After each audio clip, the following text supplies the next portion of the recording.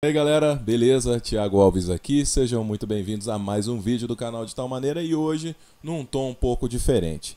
Hoje eu quero trocar uma ideia com vocês a respeito um pouco do Thiago.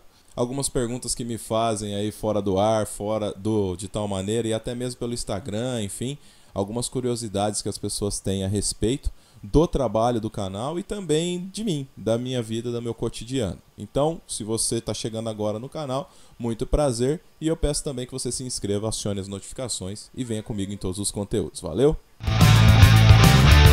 Galera, eu não vou trabalhar muito na edição desse vídeo, tá? Eu quero que seja o mais espontâneo possível, então provavelmente você vai ouvir aí a minha filha no fundo, você vai ouvir alguns barulhos corriqueiros de casa, porque eu sou um pai de família comum, normal, como a maioria dos lares aí. Então relaxa, não esquenta a cabeça não, vamos trocar uma ideia aqui, uma coisa mais aberta.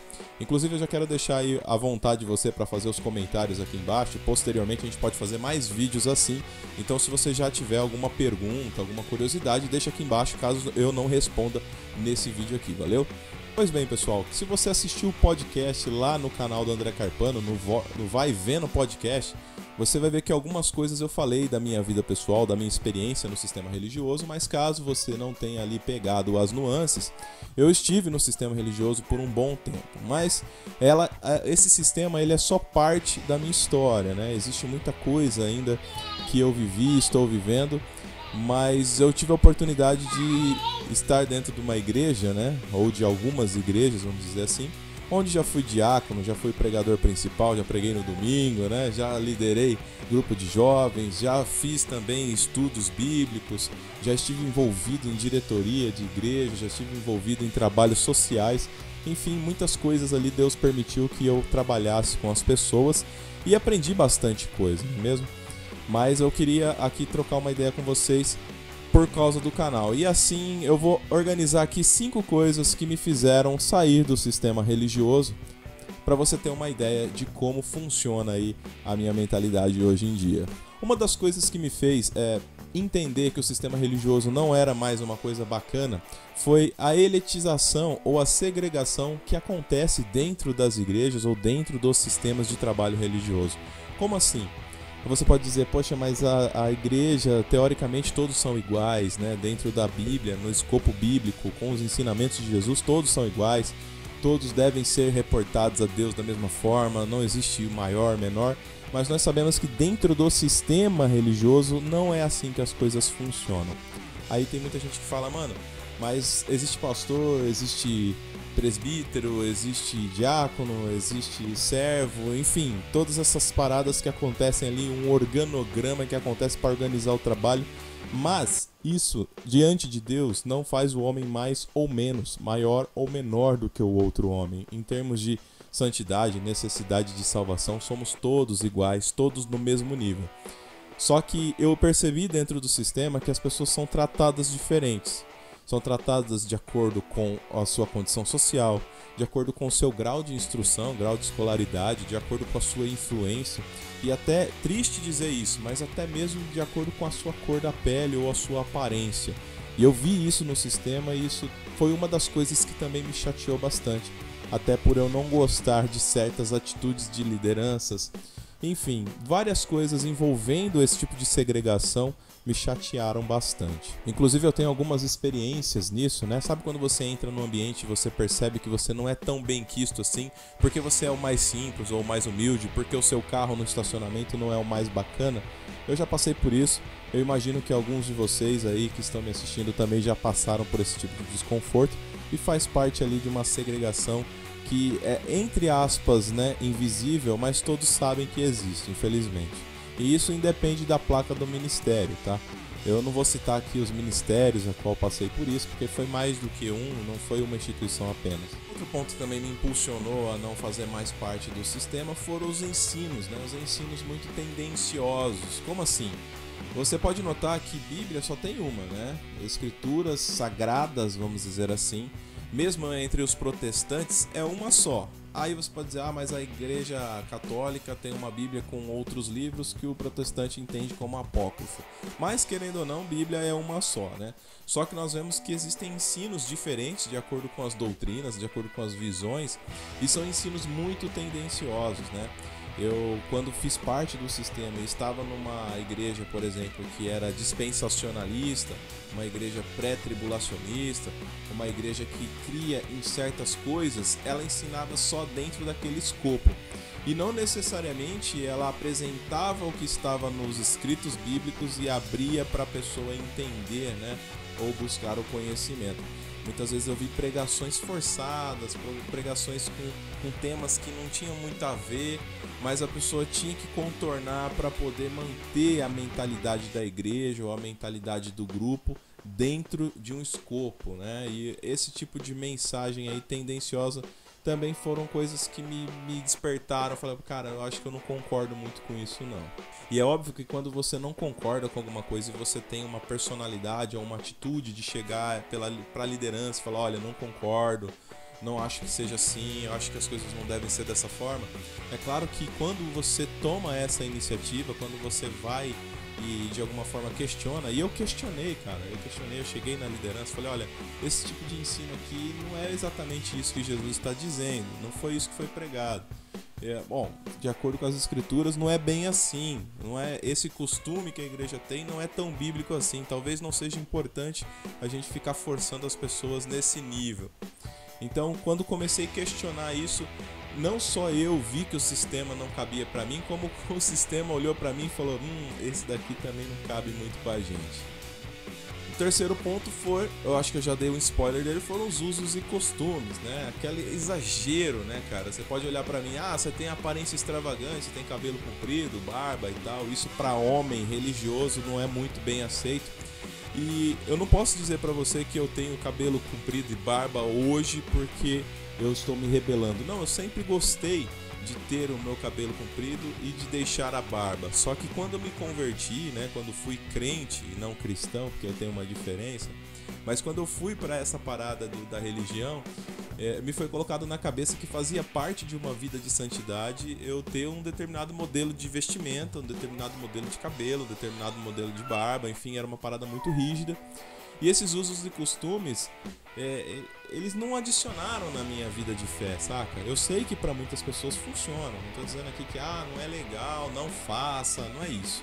Mas pra mim não funcionou. Eu olhava para aquilo, para aqueles usos e costumes, sempre pregação, o homem tem que usar isso, a mulher tem que usar a saiona lá embaixo, a mulher não pode usar, sei lá, uma makezinha que já tá com o capiroto, o homem não pode de repente cuidar do corpo, o homem não pode de repente, sei lá, fazer um corte de cabelo diferente que ele também já tá com influência do capiroto. Eu me lembro de uma vez, durante uma escola bíblica dominical, o pastor ele deu um exemplo chulo ali, que estava regendo o pastor que estava regendo ali o estudo, ele fez uma piadinha com uma igreja que ele foi e viu uma pessoa de cabelo comprido, um homem de cabelo comprido, e ele deu uma conotação de que o homem era homossexual e de que o homem, por consequência, não era um cristão verdadeiro, né? E que ele estava perdendo a oportunidade de se converter porque ele tinha o cabelo comprido. E aquilo entrou na minha cabeça, eu pensei, poxa, mas será que as coisas são assim? Porque se você parar pra pensar, se for pela aparência, né, dentro do próprio escopo cristão, dentro das igrejas e tal, tem uma galera bonitinha, usa a melhor gravata, o melhor terno, cabelo certinho, cortadinho, na régua, né, como diz a garotada, e pô, não vale a sombra que faz, sacou? Não vale a marmita que come, são pessoas de mau caráter, são pessoas que fazem mal pros outros. Então, quer dizer, a aparência não é tão importante assim. E esse ponto me pegou muito dos usos e costumes.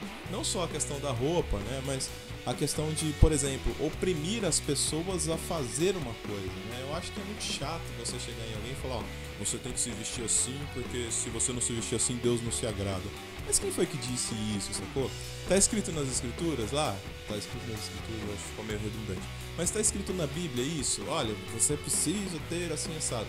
Existem textos e existem contextos, tá, gente? Tem muitas passagens na Bíblia que falam sobre a aparência, sobre uma boa apresentação, da pessoa ser modesta, né? Não ficar muito ataviada, né? Não ficar muito cheia de trique-trique.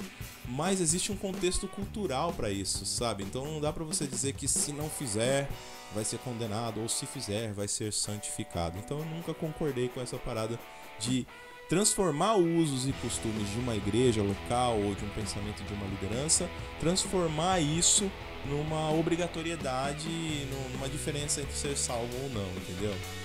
Quarto ponto que eu não concordava também era o exclusivismo, aquela parada de só aqui na nossa igreja pregamos a verdade, só aqui Jesus opera, só aqui Deus fala, só aqui há profetas, só aqui há adoradores. E isso acontece demais, cara, demais. Não foi só em uma igreja que eu passei que eu vi esse tipo de afirmação das lideranças. Porque assim, há um clubismo muito grande, a verdade é essa. Eu entendo, eu vi uma gravura esses dias, eu vou ver se eu acho ela, eu coloco na edição aqui pra vocês verem. Mas uma gravura onde a igreja seria um corpo só. Mas as pessoas, por suas vaidades, né, meu amor? A minha filhinha tá concordando aqui. Mas as pessoas, por suas vaidades, dividiram. Porque eu quero de um jeito, o outro quer do outro, o outro quer do outro jeito. E assim a gente não entra em comunhão, só que a gente acha que nós estamos com a razão, né? Existe aquela velha frase filosófica, né, de que existem 3 verdades. A minha, a sua e a verdade de fato. Então as pessoas têm esse clubismo, essa divisão, esse exclusivismo que também me irritou muito no sistema religioso. E esse é o quarto ponto, que também cooperou aí pra minha saída do sistema religioso. Chegou um ponto que eu olhei pra essas coisas e falei, mano, não dá mais, eu não consigo ignorar. Sabe aquele meme de, uma vez visto não dá pra desver? Então foi bem o que aconteceu comigo. E o quinto ponto, não menos importante, e eu diria que foi a gota d'água. Minha mulher tá aqui do lado, eu vou perguntar pra ela, não sei se você vai ouvir a voz dela. Acho que foi quando a gente começou a pensar a parada do dízimo que mudou tudo, né? Então, assim, o dízimo foi realmente uma coisa que, cara, na hora que eu olhei pra aquilo, eu falei, não podemos trabalhar assim. Porque quando você estuda, apesar do dízimo ser uma coisa muito pessoal quase, né? Se a pessoa quiser dar 10% do que ela recebe por mês pra uma instituição, pô, maneiro, vai lá, dá, doa, faz o que você quiser, compra a cesta básica. Mas assim, os ensinos dentro da instituição de obrigatoriedade do dízimo, de condicionar uma vida saudável da família ao dízimo, de condicionar a prosperidade de uma família ao dízimo, de forçar as pessoas a pagar o dízimo, isso foi uma coisa terrível. Quando eu entendi o contexto do dízimo, né, tem aquela pregação do Malaquias 3:10, que toda vez que o cara vai pedir oferta, ele joga esse Malaquias 3:10 fora de contexto na cara das pessoas. Mas quando eu li o próprio Malaquias lá no contexto e peguei o capítulo 2 a seguir e vi que aquela, entre aspas, obrigatoriedade do dízimo não era, né, para todos. Deixa eu pegar aqui, deixa eu ler, mano, que eu sou muito ruim com textos, para guardar textos, sabe? Eu guardo contextos, ideias e histórias. Agora guardar onde tá escrito, a palavra exatamente, eu não gravo muito bem não. Vou entrar aqui no meu aplicativo da Bíblia. Aí, ó, Malaquias 3:10, a gente já sabe, no 2. Aqui, ó o começo, Malaquias 2, verso 1. Eis que agora dirijo essa advertência contra vós, ó sacerdotes. E daqui pra frente ele dá diversas ordens para esse camarada se consertarem, e uma delas é o dízimo, né? Dar o dízimo pra casa do tesouro e tal. Tudo isso focado nos sacerdotes, pra sustento dos levitas. Então não existe nem sacerdote nem levitas mais. Só que o sistema religioso força o Antigo Testamento para fazer as pessoas dizimarem, para fazer as pessoas realmente terem medo de uma possível praga de Deus contra elas se elas não dizimarem. Então quando eu vi isso, falei, cara, eu tô há anos dando 10% da minha renda porque eu tô sendo coagido a fazer isso. Isso não é bíblico, isso não é pro cristão, isso era voltado pro sacerdócio levítico, uma coisa muito exclusiva que não é nem pra galera aqui do Brasil, que não tem nada a ver comigo, e ainda assim eu fui ensinado por muitas vezes sobre isso, entendeu? Inclusive eu tenho uma série de vídeos, não é um ou dois, uma série de vídeos onde eu falo sobre o dízimo e explico com mais detalhes. Eu vou deixar o card aí da série caso você queira assistir. Então é isso, gente, esses 5 pontos cooperaram para que eu chegasse a um ponto da minha vida e falasse, mano, não é pra mim. Esse sistema religioso, ele quer me cabrestar, ele não quer me ajudar a ter uma jornada de fé saudável. Então assim, eu quero deixar bem claro, gente, que isso é uma experiência pessoal. Eu passei por isso. Não quero enquadrar ninguém aqui, também não quero mostrar regras pra ninguém, não quero ser aqui o falso moralista, não quero ser o hipócrita, o mandão. Eu só tô falando do que aconteceu comigo, de como foi a minha experiência, né, de conversão. Eu considero uma experiência de conversão, porque antes de todo esse desacortinar, eu olhava para o sistema religioso e ele era o meu Deus. O sistema religioso era o meu Deus. Eu precisava de uma cobertura espiritual, eu precisava de um legalismo, eu precisava de ensinos diversos soltos, eu precisava de caixinhas de promessas, né? Eu precisava de tudo aquilo que o sistema me fornecia.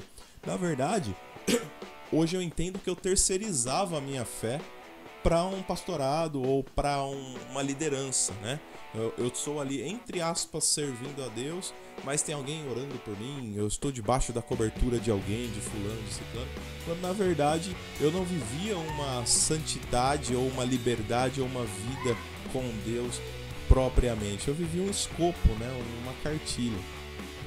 E é isso, eu queria que vocês soubessem aí um pouco. Não tenho raiva de ministérios, não tenho rusguinha com pastores. Inclusive vou gravar um outro vídeo explicando como foi a minha saída propriamente, como que eu conversei e tal, se teve briga, se não teve discussão e não sei o que. Mas não guardo nenhum tipo de mágoa do sistema. Entendo que existem pessoas sérias lá dentro. Existem pessoas lá dentro que acham que estão certas, que acham que realmente é assim que funciona. E não é. É isso, esse vídeo era para falar um pouco sobre a minha história. Deixa aqui embaixo algum comentário, alguma pergunta que você tenha pra mim. Eu vou responder cada uma delas. Quem é inscrito aqui sabe que eu sempre respondo, que eu sempre dou coraçãozinho, que eu sempre dou um joinha lá no comentário da galera. Eu tenho o maior prazer de responder, então eu quero cada dia mais, e que esse seja um vídeo precursor, mas eu quero cada dia mais ter uma interação mais aberta com vocês, beleza? E a rotina aqui da plataforma você já tá ligado, né? Quem não é inscrito se inscreve aí. Quem não curtiu ainda, deixa o curtir para ajudar o pai de família e deixa seu comentário para gerar o engajamento aqui para a plataforma. Valeu? Que Deus abençoe, até o próximo vídeo e até mais!